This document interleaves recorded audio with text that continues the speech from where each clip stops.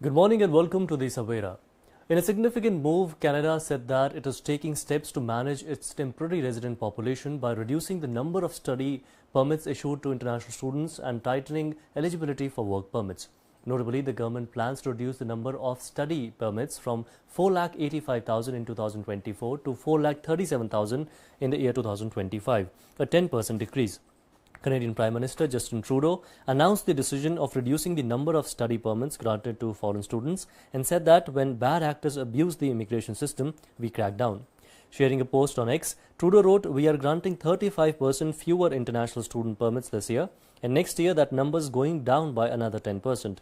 Immigration is an advantage for our economy, but when bad actors abuse the system and take advantage of students, we crack down," the post added.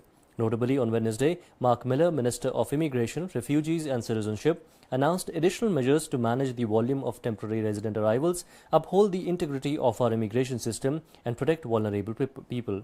Meanwhile, Miller in a statement said that the action is being taken to strengthen temporary residence programs and emphasize preserving the integrity of the Canadian immigration system. I've always been clear that the temporary foreign worker program is and has always been a last resort measure and should never be used to replace Canadian workers who want the jobs, and it should not be used to suppress their wages. And so last month, the PM was clear and announced changes to the temporary foreign worker program, and those changes will come into effect September 26th.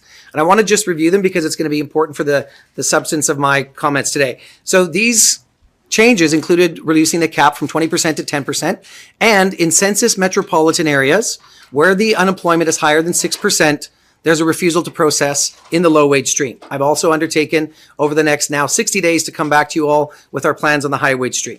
The temporary foreign worker program is an accordion. It's meant to flex with the economy. When we have a high number of vacancies, we can bring in more people. And as the economy tightens, we close the accordion and we make it harder for people to come in because Mark and I and our government want those jobs to go to Canadians. We want them to go to people who live here. We want them to go to students. We want them to go to newcomers. We want them to go to people who want to take those jobs. Point aller. And so we're working hard every day to make sure there's more jobs for Canadians. We're seeing a slight increase in unemployment, which is a natural result of the high interest rates, which are also coming down. And now with inflation at 2% and having come down over 8 months, that's a critical piece to see a turn in the economy. And today we're making good on our promise to actually reduce the numbers in the temporary foreign worker program and